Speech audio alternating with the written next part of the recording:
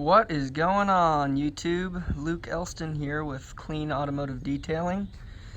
Today we are working on a very dirty Toyota Tundra. I believe it's a 2012-ish. We're going to be doing a full exterior and interior detail. And given that I've got enough time, I'm gonna try and address a few of these problem spots here. They're kind of peppered all over the car, truck, excuse me. It's been about, probably 8 or 9 months since I've worked on this last. So it's gonna need some TLC. But it's very, very, very pretty truck when it's all cleaned up. So get the exterior done, and got some work to do on the interior too. This thing gets used as a truck, and we can all appreciate that. So it serves its purpose, and we're here to make it look pretty again. Oh, it's cold again today, so I'm gonna go get warm and get my stuff out of the work car, and we're gonna get started. We'll see you in a minute.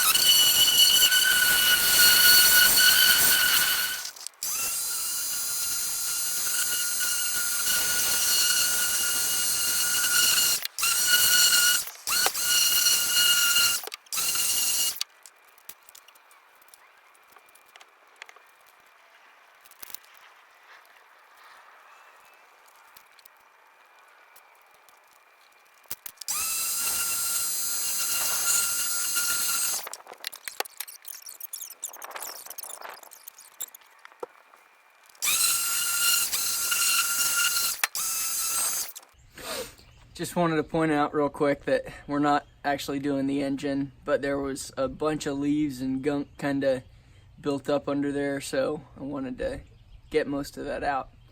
And another thing I was actually just thinking about when I was doing the windshield, when you're doing your windshield and you lift up the wipers, make sure that you get the actual blade itself, get the rubber part of the blade, because when you're using them under daily conditions, you're kind of pulling all that dirt and gunk off your windshield, and it accumulates on that, and if you don't clean those, it's going to dirty your window right back up when you use them the first time. So, detail tip.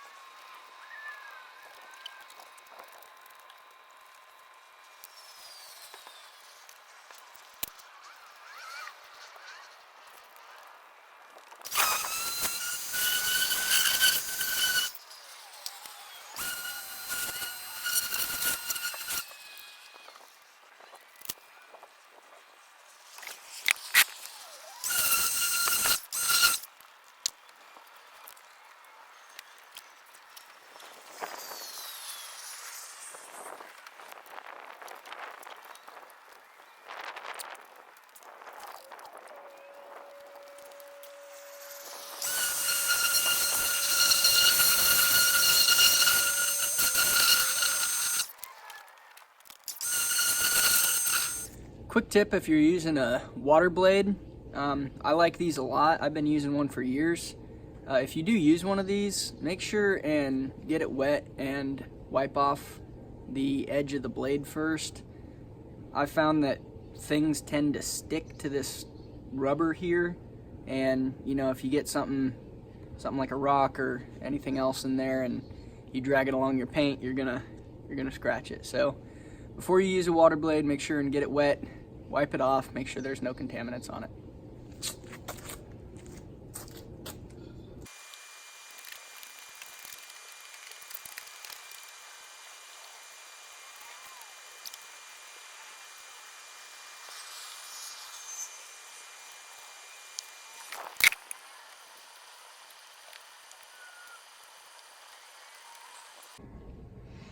All right, so we just finished washing and drying the truck, and we're gonna move on to polishing. I'm gonna go ahead and polish the whole car, and then there are there are a few spots that I noted earlier. There's a few scratches here and there that we'll address with compound, but the whole thing doesn't need it. I'm kind of working in crummy conditions right now because it's cold.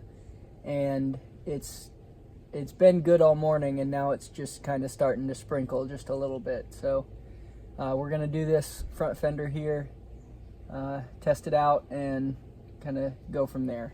So I'm using M205 and just an orange pad.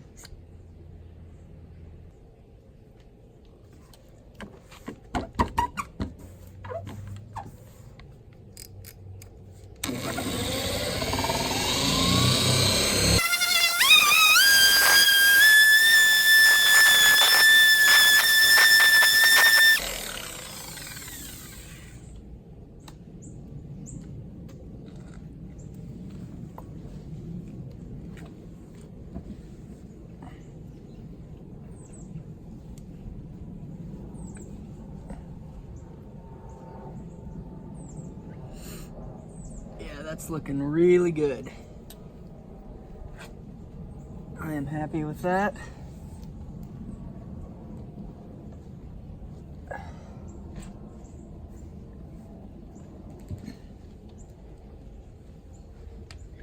does that look? Oh, good. Okay, I'm gonna finish up this front part here, and hopefully I can get it on camera a little bit better.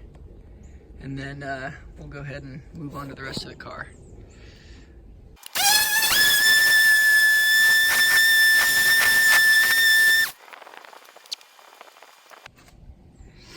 Okay, it's looking good. I'm gonna go ahead and do the rest of the car, and then spots that need to be compounded, I'll just kind of, where are we? I'll just hit them as I go. This is gonna be messy for sure because it is sprinkling, and I'm gonna go through a lot of towels, but we're gonna get her done.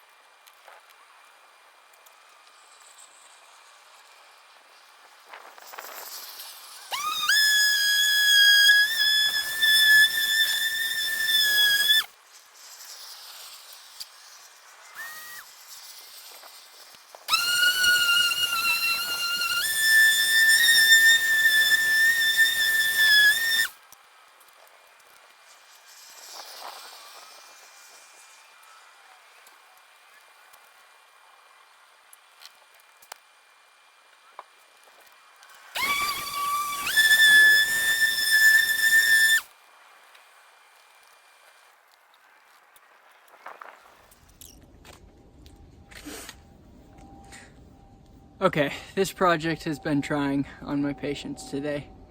So it's starting to sprinkle a little bit again, and anytime the water hits where I've polished, it just becomes a gummy mess to try to clean up.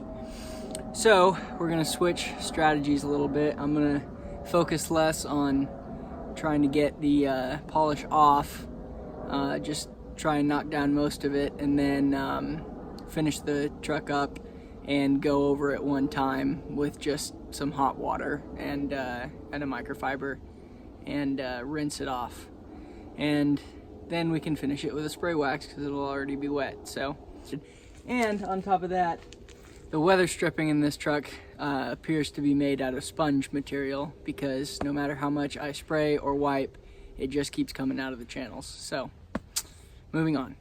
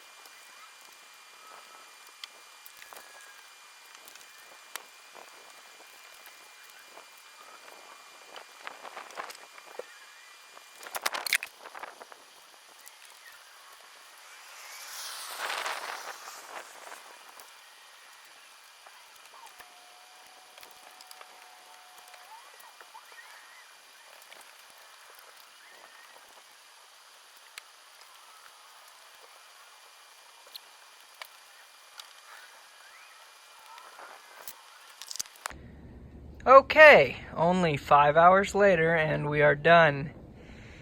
I think part of the problem was just that it is so cold, and the sprinkling certainly didn't help. So we went back and I finished the hood up there with the polish and rinsed the whole thing down and just wiped it down with hot water, and then just dried it off with some spray wax, which I think has aided in the drying process because I've been having a really hard time drying today. So I think that's part of my problem, but I'm not sure. If anyone has any insight on that, please let me know. Got a couple of the scratches out. There was that one over on the other side right there that was just a little too deep. Upon closer investigation, it had gone all the way down to the primer, so that wasn't coming out. But it is looking a lot better. You can see up on the window where it's still having a hard time drying. So anyways, we're gonna call that a win and move on to the interior.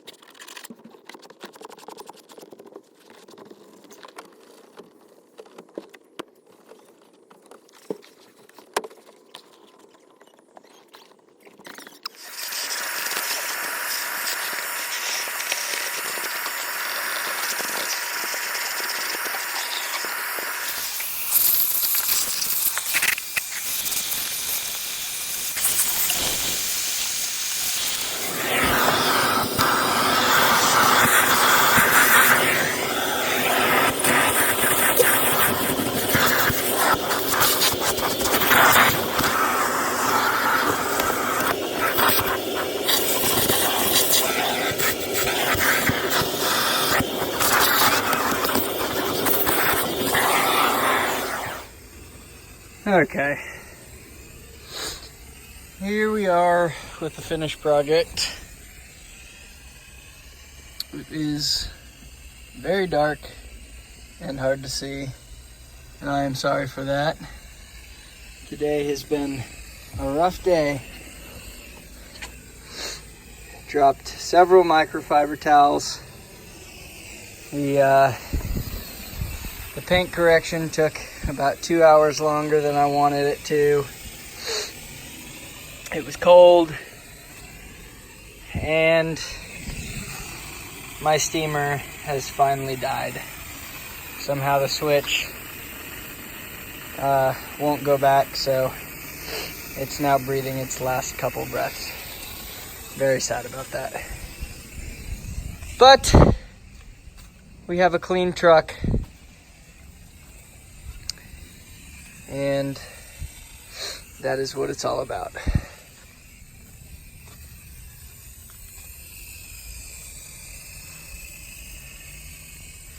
So, I learned a couple lessons today. Number one, detailing when it's cold sucks. It's 34 degrees right now. So, I mean, I know the northerners are probably thinking, what a wussy.